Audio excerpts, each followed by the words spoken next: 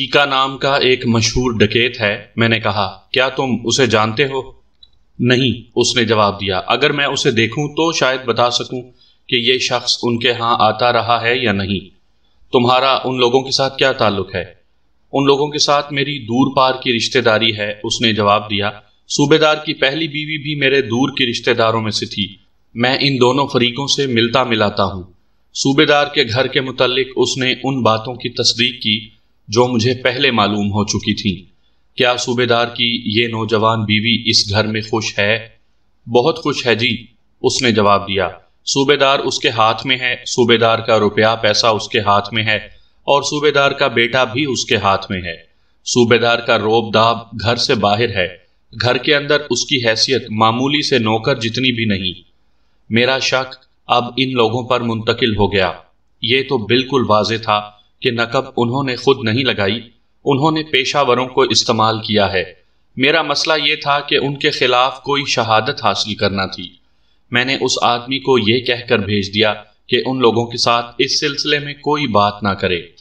صوبے دار کے گھر کے حالات مجھے ابھی پوری طرح معلوم نہیں ہوئے تھے۔ مجھے ان کی اس بیٹی کے متعلق معلوم کرنا تھا جو 5-6 مہینے پہلے گھر سے چلی گئی تھی یا پھر لاپتہ ہو گئی تھی۔ یہاں میں آپ کو یہ بھی بتا دوں کہ آپ یہ نہ سمجھیں کہ میں انہی لوگوں کے پیچھے پڑا رہا۔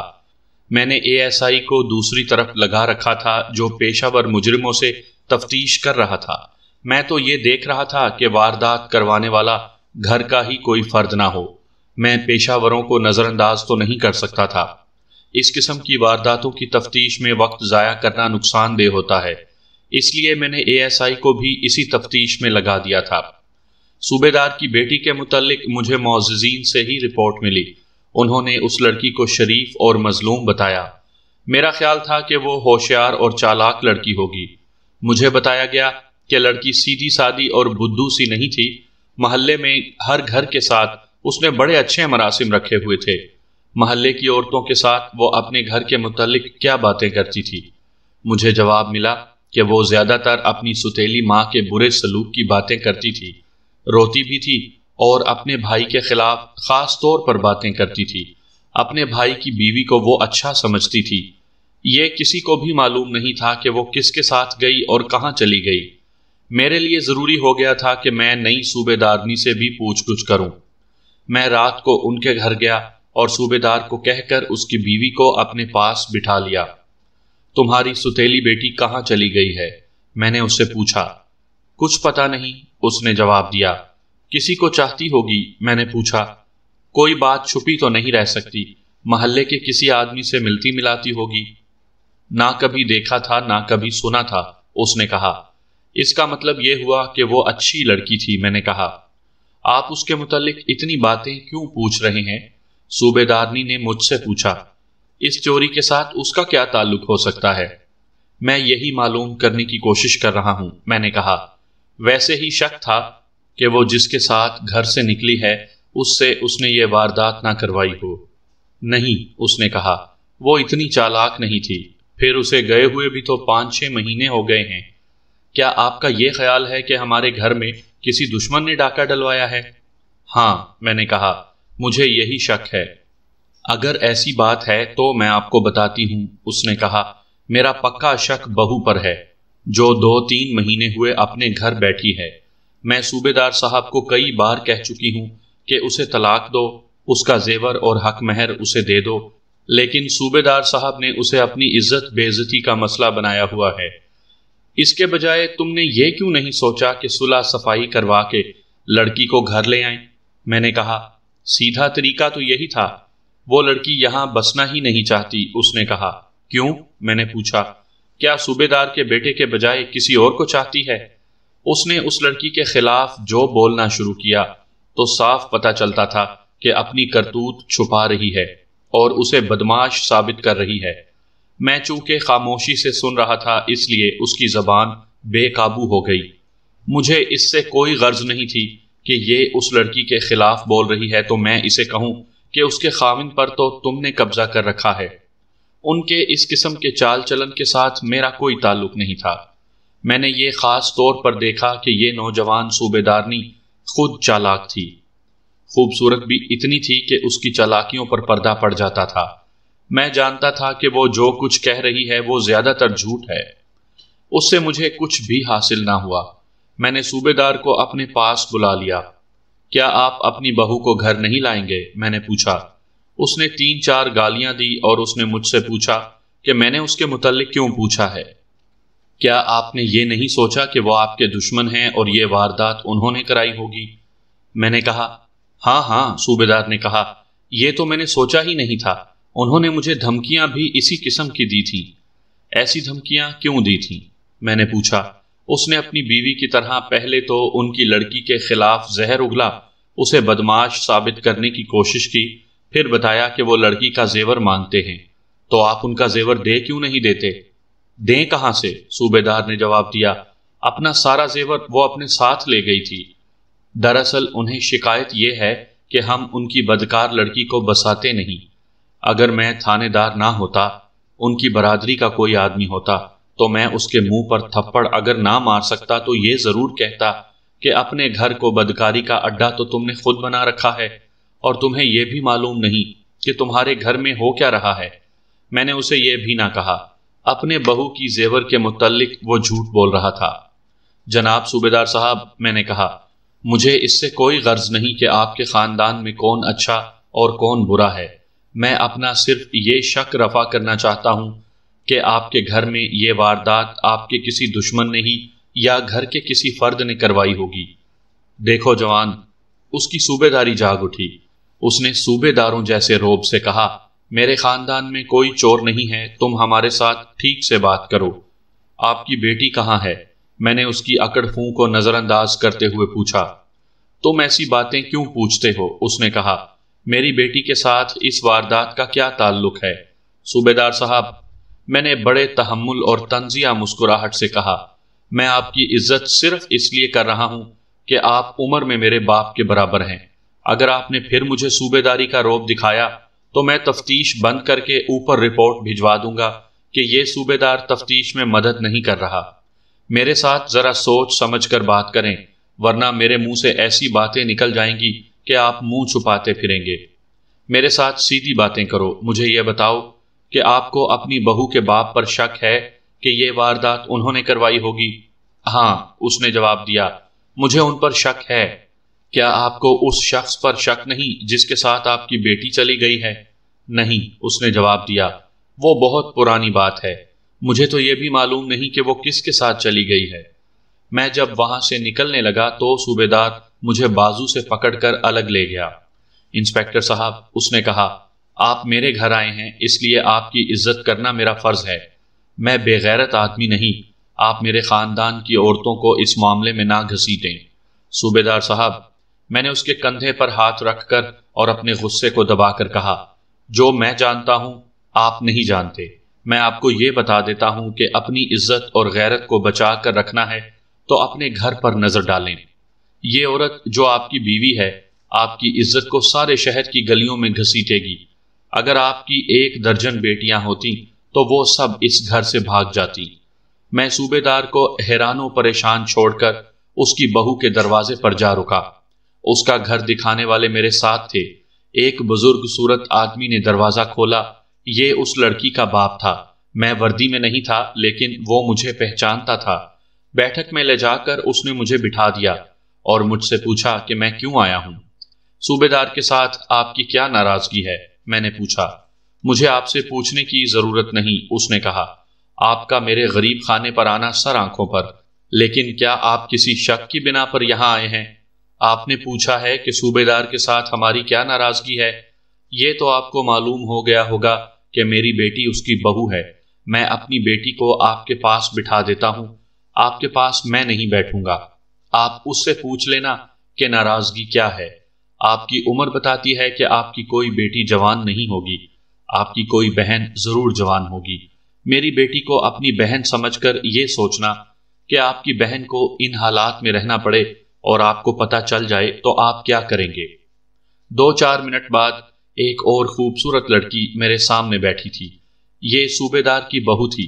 اس کے باپ نے اسے کہا کہ بیٹی، جو تم پر گزری ہے وہ سب انہیں سنا دو، ڈرنا نہیں، میں اندر جاتا ہوں۔ لڑکی تو جیسے اس انتظار میں تھی کہ کوئی اس سے پوچھے کہ اس پر کیا گزری تھی۔ اس نے زیادہ تر وہی باتیں سنائیں جو میں پہلے سن چکا تھا۔ لڑکی کچھ جھجک اور جھیپ سے بول رہی تھی۔ میں نے اس کے ساتھ ایک دو ہمدردی کی باتیں کی، اس کے خاوند اور سسر کو برا بھلا کہا اور اس کی مظلومیت کو تسلیم کیا تو وہ بلا جھجک بولنے لگی۔ کیا آپ میری یہ بات مانیں گے؟ اس نے اپنی مظلومیت کی داستان سناتے ہوئے کہا کہ میرا خاوند اس رات میرے پاس ہوتا تھا جس رات اس کی ستیلی ماں اسے اجازت دیتی تھی۔ آپ شاید یہ بھی نہیں مانیں گے کہ کئی بار ایسے ہوا کہ دن کے وقت جب یہ بے غیرت صوبیدار گھر نہیں ہوتا تھا تو میرا خاوند اپنی ستیلی ماں کے ساتھ کمرے میں بند ہو جاتا تھا، اور جب وہ باہر نکلتے تھے تو ایسی حرکتیں کرتے تھے کہ میں سمجھ جاؤں کہ وہ میاں بیوی کا کھیل کھیل کر نکلے ہیں۔ میں نے صرف ایک بار اپنے سسر سے شکایت کی تو اس سے مجھے گالیاں ملی اور میرے خاوند نے میرے منہ پر تھپڑ مارا۔ پہلے تو میں برداشت کرتی رہی، پھر میں پھٹ پڑی۔ اس نئی صوبیدارنی کو میں نے کھری کھری بلکہ بالکل ننگی باتیں کہنی شروع کر دیں، لیکن اس بے حیا پر کچھ اثر نہیں ہوتا تھا۔ ایک روز میری اور اس کی بک بک ہو رہی تھی۔ صوبیدار گھر نہیں تھا، میرا خاوند بھی باہر نکل گیا تھا۔ وہ آ گیا، اس نے مجھے مارنے کے لیے جوتی اتار لی۔ میں دوڑ کر اندر گئی۔ صوبیدار کی 2 نالی بندوق جسے وہ دیوار کے ساتھ لٹکا کر رکھتا تھا اتار لی۔ میرے ابا کی 1 نالی بندوق ہے، میں نے کئی بار اس میں کارتوس ڈال کر چلایا تھا۔ میں نے صوبیدار کی پیٹی سے 2 کارتوس نکال کر صوبیدار کی بندوق میں ڈال لیے اور باہر نکلی۔ میرا خاوند اور اس کی ستیلی ماں خوش تھی کہ میں خاوند سے ڈر کر اندر چھپ گئی ہوں۔ باہر آ کر میں نے ان کی طرف بندوق سیدھی کی اور خاوند کو للکار کر کہا کہ آ میرے نزدیک اور مجھے ہاتھ لگا کر دیکھ۔ وہ دونوں ایک کمرے میں بھاگ گئے اور اندر سے چٹخنی لگا لی۔ میں بکواس کرتی رہی، وہ بالکل نہ بولے۔ میں بندوق اٹھائے اپنے گھر چلی گئی اور بتایا کہ یہ لوگ میرے ساتھ کیا سلوک کر رہے ہیں اور آج میں نے کیا کیا ہے۔ میرے دونوں بھائی گھر تھے، وہ اٹھے، ایک نے میرے ہاتھ سے بندوق لے لی اور دونوں مجھے ساتھ لے کر صوبیدار کے گھر گئے۔ صوبیدار ابھی تک گھر نہیں آیا تھا۔ میرے بھائیوں نے میرے خاوند اور صوبیدارنی کی بہت بے عزتی کی۔ میری ماں بھی آ گئی، باقی کسر اس نے پوری کر دی۔ میرا خاوند بار بار کہتا تھا کہ تمہاری بہن مجھ پر بڑے گھٹیا الزام لگاتی ہے۔ میرے بھائیوں اور ماں کے جانے کے بعد ان دونوں نے میرے ساتھ کوئی بات نہ کی، لیکن اپنی کرتوت سے باز نہ آئے۔ میرے ابا نے صوبیدار کو بتایا کہ اس کے گھر میں یہ حرکتیں ہو رہی ہیں، لیکن صوبیدار غصے میں آ گیا۔ میں اپنی مرضی سے اپنے گھر چلی جاتی تو میرا خاوند کچھ بھی نہ کہتا۔ میں اپنے میکے 8 دن رہتی، 12 دن رہتی، خاوند مجھے لینے نہ آتا، نہ آ کر یہ پوچھتا کہ کب آؤ گی۔ ایک بار تو بات اتنی دور تک پہنچ گئی کہ صوبیدار بندوق لے کر نکل آیا۔ ادھر سے میرا ابا بندوق لے کر نکلا۔ محلے والے درمیان میں آ گئے ورنہ خون بہہ جاتا۔ اس نے ایسے ہی کچھ اور واقعات سنا کر کہا، پھر ہمارے لڑائی جھگڑے چلتے رہے۔ ایک روز میں ماں باپ کے گھر گئی اور ان کے سامنے یہی رونا رویا۔ میرے ابا نے کہا کہ ان لوگوں پر لعنت بھیجو، میں ان کا بندوبست کر لوں گا، تم جاؤ اور اپنا زیور وہاں سے لے آؤ، پھر میں اس روز تمہیں سسرال بھیجوں گا جس روز وہ خود آ کر کہیں گے۔ میں وہاں گئی اور صوبیدارنی سے کہا کہ میرا زیور مجھے دے دے۔ اس نے شادی کے فوراً بعد میرا زیور اپنے قبضے میں کر لیا تھا۔ کیا تمہیں معلوم نہیں تھا کہ زیور کون سے باکس میں رکھا ہے؟ میں نے اس خیال سے پوچھا کہ یہ گھر بھیدی ہو سکتی ہے یا نہیں۔ ہاں جی، اس نے جواب دیا، مجھے اچھی طرح معلوم تھا کہ اس نے اپنا، پہلی صوبیدارنی کا اور میرا زیور ایک صندوق میں اکٹھا رکھا ہوا تھا اور اسے بڑا موٹا تالا لگایا ہوا تھا۔ یہ تو مجھے کبھی بھی نہ پتا چل سکا کہ اس نے چابیاں کہاں چھپا رکھی ہوئی ہیں۔ میں نے اس سے اپنا زیور مانگا تو اس نے صاف انکار کر دیا۔ میں نے اور کچھ بھی نہ کہا اور واپس چلی آئی۔ اس کے بعد میرا ابا ان کے گھر جا کر زیور مانگتا رہا۔ انہوں نے یہ جھوٹ بولا کہ تمہاری لڑکی زیور اپنے ساتھ لے گئی ہے، ہم طلاق مانگتے ہیں تو وہ طلاق نہیں دیتے، تمہارے بھائی بڑے زبردست آدمی معلوم ہوتے ہیں۔ میں نے کہا، تم اگر انہیں بتاتی تو وہ ٹرنک ہی اٹھا کر لے آتے۔ میں نے انہیں بتایا تھا۔ اس نے کہا، کیا انہوں نے تم سے پوچھا تھا کہ ٹرنک کہاں رکھا ہے؟ ہاں جی، اس نے جواب دیا، انہوں نے پوچھا تھا اور میں نے بتا دیا تھا۔ وہ بے وقوف لوگ ہیں۔ میں نے اس سے کچھ اور معلوم کرنے کے لیے کہا۔ وہی صندوق چور اٹھا کر لے گئے ہیں۔ تمہارا زیور ہضم کرتے کرتے وہ اپنا زیور بھی گنوا بیٹھے ہیں۔ تمہیں یہ تو معلوم ہوگا کہ وہ سرخ رنگ کا صندوق تھا۔ ہاں ہاں وہی، اس نے کہا۔ یہ تو مجھے معلوم تھا کہ زیور اسی سرخ صندوق میں رکھا تھا۔ اس لڑکی نے میرا شک اپنے باپ اور بھائیوں کے خلاف پختہ کر دیا۔ اب مجھے ان کے خلاف شہادت کی ضرورت تھی۔ میں نے لڑکی کو اندر بھیج دیا۔ اس کا باپ آ گیا۔ باپ آیا تو اس کے ساتھ دونوں بھائی بھی آ گئے۔ آپ نے میری بچی کی داستان سن لی ہے؟ باپ نے پوچھا۔ جی ہاں سن لی ہے، میں نے کہا۔ بیچاری پر بہت ظلم ہوئے ہیں۔ اگر آپ صوبے دار یا اس کے بیٹے کو قتل کر دیں تو میں حیران نہیں ہوں گا۔ میرے ان بیٹوں نے یہ ارادہ بھی کر لیا تھا، اس نے کہا، لیکن میں نے ان پر قابو پا لیا۔ ایسی حرکتیں دیہات میں ہوتی ہیں۔ میں نے ان کے ساتھ گپ شپ کے انداز میں بہت سی باتیں کی۔ وہ بھی کچھ نہ کچھ کہتے رہے۔ میں قیافہ شناسی کرتا رہا کہ اس واردات کے ساتھ ان کا کوئی تعلق ہے یا نہیں، لیکن کچھ پلے نہیں پڑ رہا تھا۔ میں نے ہوا میں ایک تیر چلایا۔ چند دن ہوئے فیکا ڈکیت آپ کے ہاں آیا تھا۔ میں نے کہا، آپ کا اس کے ساتھ کیا تعلق ہے؟ تعلق بس اتنا ہی ہے کہ اس کے گاؤں کے قریب میرے دادا پردادا کی کچھ زمین ہے، اس نے کہا۔ ہم نے وہ زمین بٹائی پر دے رکھی ہے۔ اکثر وہاں آنا جانا رہتا ہے اور اس سے ملاقاتیں ہوتی رہتی ہیں۔ تھوڑے دن ہوئے وہ ویسے ہی آ گیا تھا۔ بڑا زبردست ڈکیت ہے، میں نے کہا۔ ملک صاحب، لڑکی کے باپ نے کہا، میرے گھر میں 100 بار آئیں، سر آنکھوں پر، لیکن آج آپ کا آنا بے معنی نہیں۔ میں آپ سے دگنی عمر کا ہوں۔ مجھے یہ بتائیں کہ آپ دل میں کیا شک لے کر آئے ہیں اور آپ نے فیکے ڈکیت کی بات کیوں کی ہے؟ صاف ظاہر ہے کہ آپ کو کسی نے بتایا ہے کہ فیکا یہاں آیا تھا۔ میں بتاتا ہوں ابا جی، اس کے بڑے بیٹے نے کہا۔ ملک صاحب کو صوبے دار نے ہمارے پیچھے ڈالا ہے۔ اس نے دیکھ لیا ہوگا کہ فیکا یہاں آیا تھا۔ میں نے ہنس کر کہا، کسی سے کوئی بات پوچھنے کا مطلب یہ نہیں ہوتا کہ اس پر شک کیا جا رہا ہے، لیکن میں اتنا ضرور کہوں گا کہ فیکے جیسے آدمی آپ کے گھر میں آتے اچھے نہیں لگتے، بدنامی ہوتی ہے۔ اس نے کچھ بھی نہ کہا۔ وہ کوئی جواب سوچ رہا تھا، لیکن میں اٹھ کھڑا ہوا اور ان سے ہاتھ ملا کر باہر نکل آیا۔ میرے ذہن میں یہی ایک خیال اٹکا ہوا تھا کہ یہ واردات انہوں نے ہی کرائی ہے اور فیکے سے کروائی ہے۔ میں آپ کو بتا چکا ہوں کہ فیکا نقب زن تھا۔ مجھے یاد ہے کہ رات کے 11 بج گئے تھے جب میں تھانے پہنچا۔ مجھے یہ خبر سنائی گئی تھی کہ جو کانسٹیبل انگلیوں کے نشان لے کر فنگر پرنٹ بیورو فلور گیا تھا وہ واپس آ گیا ہے۔ رپورٹ آنے میں اتنے دن نہیں لگا کرتے تھے، لیکن مجھے آج یاد نہیں کہ کانسٹیبل کو کیوں اتنے دن وہاں روک لیا گیا۔ میں نے جلدی جلدی لفافہ کھولا۔ لکھا تھا کہ انگلیوں کے یہ نشان محمد رفیق عرف فیکا کے ہیں۔ یہاں میں آپ کو یہ بھی بتا دوں کہ سزا یافتہ عادی مجرموں کے دونوں ہاتھوں کی انگلیوں کے نشان محفوظ کر کے فنگر پرنٹ بیورو کو بھیج دیے جاتے تھے، جو ان کے ریکارڈ میں رہتے تھے۔ بیورو نے ریکارڈ دیکھ کر رپورٹ لکھ دی کہ یہ فیکے کے نشان ہیں۔ ایک اور دلچسپ چیز آپ کو بتاؤں کہ انگلیوں کے نشان کے ماہرین کا کہنا ہے کہ دنیا میں کوئی ایسے 2 انسان نہیں ملیں گے جن کی انگلیوں کے نشان ایک جیسے ہوں۔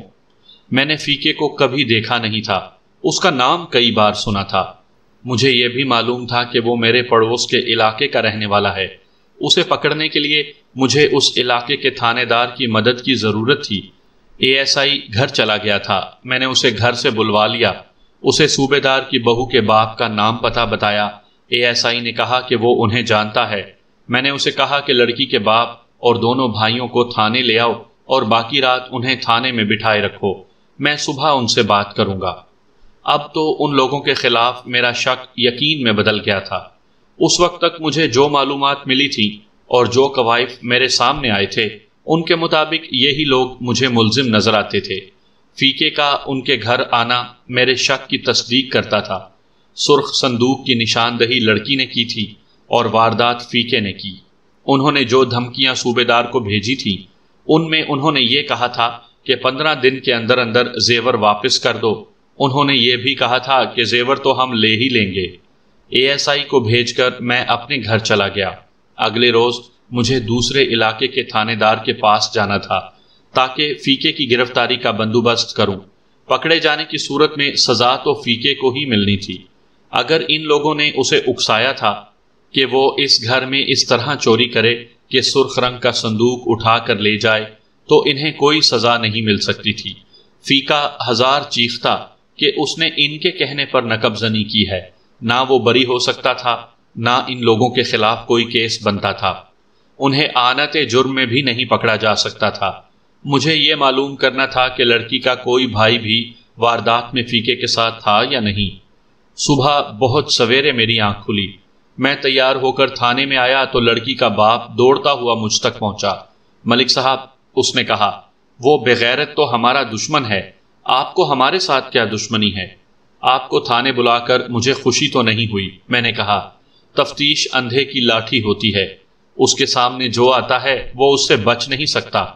آپ گھبرائیں نہیں، میں نے آپ کو گرفتار تو نہیں کیا۔ یہ شخص دشمنی بڑھا رہا ہے، اس نے کہا۔ کون شخص؟ یہ صوبے دار، اس نے کہا۔ اسے معلوم نہیں یہ دشمنی اسے کتنی مہنگی پڑے گی۔ آپ بیٹھیں، میں نے کہا اور اپنے دفتر میں چلا گیا۔ مجھے بتایا گیا کہ ایک آدمی مجھ سے ملنے آیا ہے، کہتا ہے کہ ایک بڑی ضروری اطلاع لایا ہوں۔ میں نے اسے بلا لیا۔ وہ تھا تو دیہاتی لیکن کچھ پڑھا لکھا تھا۔ اس کی عمر 30 سال کے لگ بھگ تھی، ذرا شائستہ سا آدمی معلوم ہوتا تھا۔ میں نے اسے بٹھایا اور پوچھا کہ وہ کیا خبر لایا ہے۔ اس شہر میں نقب زنی کی واردات ہوئی ہے، اس نے کہا۔ مجھے کسی نے بتایا تھا کہ یہ شاید 7-8 روز پہلے کا واقعہ ہے۔ میں اپنے گاؤں سے کسی گاؤں کو رات کے وقت جا رہا تھا۔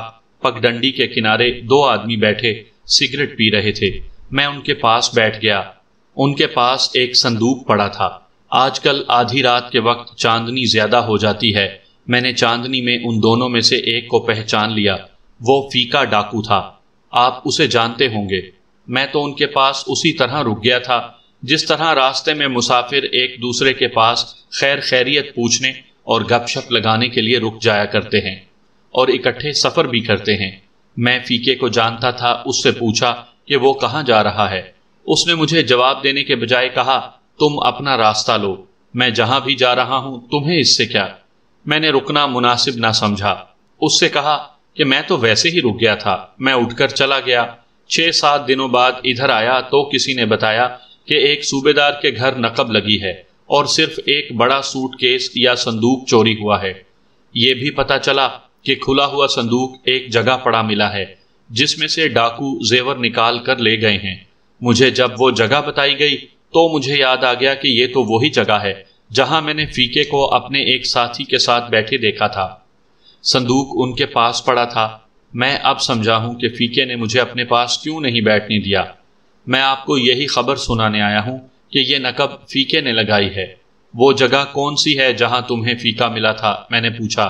اس نے جو جگہ بتائی وہ اس جگہ سے تقریباً 1 میل آگے تھی جہاں سے کھلا ہوا صندوق برآمد ہوا تھا۔ کیا تم نے وہ صندوق اچھی طرح دیکھا تھا؟ بڑی اچھی طرح جناب، اس نے کہا۔ وہ صندوق میرے سامنے آئے تو میں اسے پہچان بھی لوں گا۔ میں اسے وہیں بیٹھا چھوڑ کر باہر نکلا۔ ایک تو تھانے میں وہ صندوق تھا جو کھلا ہوا برآمد ہوا تھا۔ میں نے کانسٹیبلوں کے 2 صندوق جو اصل صندوق سے مختلف تھے اس کے ساتھ رکھ دیے اور اس شخص کو بلا کر پوچھا کہ ان تینوں میں سے اس نے کون سا صندوق دیکھا تھا۔ اس نے ان تینوں صندوقوں پر نظریں دوڑائیں اور ایک صندوق پر ہاتھ رکھ کر کہا کہ یہ تھا۔ اس نے کالے رنگ کے ایک صندوق پر ہاتھ رکھا جو نہ صرف یہ کہ سرخ نہیں تھا بلکہ ساخت اور سائز میں اصل صندوق سے بہت مختلف تھا۔ میں نے اسے نہ بتایا کہ اس نے غلط صندوق پر ہاتھ رکھا ہے۔ تم کہاں کے رہنے والے ہو؟ اس نے دوسرے تھانے کے علاقے کا ایک گاؤں بتایا۔ مجھے اس پر کچھ شک سا ہوا۔ اس نے 2 اہم باتیں بالکل غلط بتائی تھیں۔ یہاں تم کس کے پاس آئے تھے؟ میں نے پوچھا۔ تمہیں اس واردات کے متعلق کس نے بتایا تھا؟ اپنا ایک دوست ہے، اس نے جواب دیا۔ میں آپ کو یہی بتانا چاہتا تھا کہ یہ واردات فیکے نے کی ہے، آگے آپ کی مرضی ہے۔ اپنے دوست کا نام اور پتہ بتا دو، میں نے کہا۔ میں نے اس کے چہرے پر گھبراہٹ کا بڑا صاف تاثر دیکھا۔ یہ شخص مجھے کسی جرائم پیشہ گروہ کا آدمی لگتا تھا۔ کبھی کبھی ایسے ہوتا تھا کہ کہیں ڈکیتی وغیرہ جیسی واردات ہو گئی تو مجرموں نے اس آدمی جیسا اپنا ایک آدمی بھیج دیا جس نے تھانے میں کسی اور ڈاکو کا نام لے کر کہا کہ یہ واردات اس نے کی ہے، یعنی پولیس کو گمراہ کیا گیا یا اپنے مخالف گروہ کو پھنسانے کے لیے یہ طریقہ اختیار کیا گیا۔ میں نے اس پر 1-2 سوال اور کیے تو وہ اور زیادہ گھبرا گیا۔ سوچنے والی بات یہ بھی تھی کہ وہ پولیس کا اتنا ہمدرد اور مخلص شہری کہاں سے آ گیا تھا۔ اب مجھے سیدھی سیدھی بات بتاؤ، میں نے اس سے پوچھا کہ تم کس کے آدمی ہو؟ اس نے میرے اس سوال کو ٹالنے کی بھونڈی سی کوشش کی۔ میں پوچھ رہا ہوں کہ تم کون سے ڈکیت کے آدمی ہو، میں نے کہا، اور فیقے کے ساتھ تمہاری کیا دشمنی ہے؟ نہیں جناب، اس نے کہا، میں کسی ڈکیت کا آدمی نہیں، نہ میں خود مجرم ہوں، میں تو اپنا فرض ادا کرنے آیا تھا، اگر آپ کو اچھا نہیں لگا تو آپ کی مرضی، میں جاتا ہوں۔ وہ اٹھ کھڑا ہوا۔ نہ میرے دوست، میں نے اس کے کندھے پر ہاتھ رکھ کر دبا دیا اور کرسی پر بٹھا لیا۔ میں نے کہا، تم تو ہمارے اپنے آدمی ہو، میں تمہیں اتنی جلدی نہیں جانے دوں گا۔ وہ بیٹھ تو گیا لیکن اس کا رنگ لاش کی طرح ہو گیا۔ یہ تو اتفاق کی بات ہے کہ مجھے تھوڑی ہی دیر پہلے پتہ چل گیا تھا کہ انگلیوں کے نشان فیقے کے ہیں۔ یہ بڑا پکا ثبوت تھا کہ یہ واردات اس نے کی ہے، لیکن یہ آدمی کسی اور مجرم گروہ کا لگتا تھا۔ اس سے میں اس کے گروہ کے راز لے سکتا تھا۔ اس طرح بعض بڑی پرانی چوریاں برآمد کی جا سکتی تھی، یعنی ایسی چوریاں جن کا سراغ لگانے میں پولیس ناکام رہی تھی۔ تم نے میرے سوال کا جواب ابھی تک نہیں دیا، میں نے کہا۔ آج کا دن حوالات میں آرام کرو، رات کو تمہارے ساتھ باتیں ہوں گی۔ وہ اس طرح بل بلا اٹھا جیسے میں نے اسے بڑے گہرے پانی میں دھکا دے دیا ہو اور وہ تیرنا نہ جانتا ہو۔ ذرا اور دباؤ ڈالنے سے وہ بول پڑا، جناب علی، اس نے کہا، میں کسی ڈاکو کا آدمی نہیں ہوں، میں ایک بڑے امیر زمیندار کا ملازم ہوں۔ کون ہے وہ؟ چودھری محمد اقبال، اس نے بتایا۔ اس نے مجھے کہا تھا کہ میں آپ کے پاس جاؤں اور یہ بات آپ کو بتاؤں جو میں آپ کو بتا چکا ہوں۔ کیا اس نے تمہیں یہ نہیں بتایا تھا کہ مسروقہ صندوق کا رنگ سرخ ہے؟ میں نے پوچھا۔ اس نے تمہیں شاید صندوق کی بناوٹ اور سائز بھی نہیں بتایا تھا، اور اس نے تمہیں یہ بھی نہیں بتایا تھا کہ مسروقہ صندوق کس جگہ سے برآمد ہوا تھا؟ نہ جی، اس نے رندھی ہوئی آواز میں کہا۔ اس نے مجھے جو کچھ بتایا تھا وہ میں نے آپ کے آگے بیان کر دیا ہے۔ اب یہ بتاؤ کہ تمہارے چودھری کا اس واردات کے ساتھ اور فیقے کے ساتھ کیا تعلق ہے؟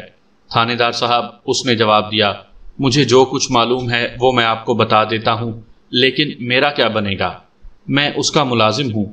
آپ جانتے ہیں کہ جاگیردار اور زمیندار اپنے نوکروں کو کیسی کیسی سزائیں دیتے ہیں۔ اس نے ہاتھ جوڑ دیے اور اس کی آنکھوں میں آنسو آ گئے۔ کہنے لگا، میرے چھوٹے چھوٹے 2 بچے ہیں، کیا آپ ان پر رحم نہیں کریں گے؟ کیوں نہیں کروں گا؟ میں نے اسے سچے دل سے کہا، میں سب سے پہلے تمہاری حفاظت کا انتظام کروں گا۔ تم مجھے ہر ایک بات بتاؤ۔ اس شخص کا ڈر بے معنی نہیں تھا۔ اس سطح کے زمیندار اور جاگیردار اپنے مزاروں اور نوکروں کو اپنا زر خرید غلام سمجھا کرتے تھے۔ پاکستان میں اب بھی یہی حالت ہے۔ ان کا کوئی نوکر چاکر یا مزارہ اپنے مالک کا راز فاش کر دے تو اس کی سزا موت سے کم نہیں ہوتی۔ اسے قتل کروا کر لاش غائب کر دی جاتی ہے اور کسی کو کانوں کان خبر نہیں ہوتی۔ میں نے بہرحال اس شخص سے وعدہ کیا کہ میں اسے بچانے کی پوری کوشش کروں گا۔ مجھے زیادہ باتوں کا تو علم نہیں، اس نے کہا۔ مجھے یہ معلوم ہے کہ نقب زنی کی اس واردات سے پہلے فیقہ ڈاکو 2-3 دفعہ ہمارے چودھری کے پاس آیا۔ شراب کباب کی محفل لگی ہوگی۔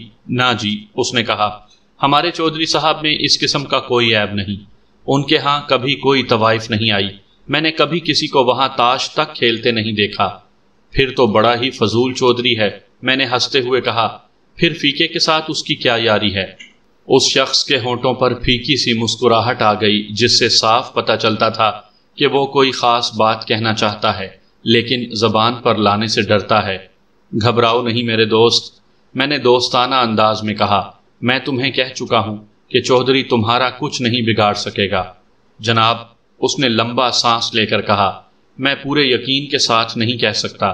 نقب زنی کی یہ واردات فیقے نے ہمارے چودھری کے کہنے پر کی ہے۔ کیا یہ چودھری کا پیشہ ہے؟ میں نے پوچھا، یا کوئی اور وجہ ہے؟ تم نے سوچا تو ہوگا۔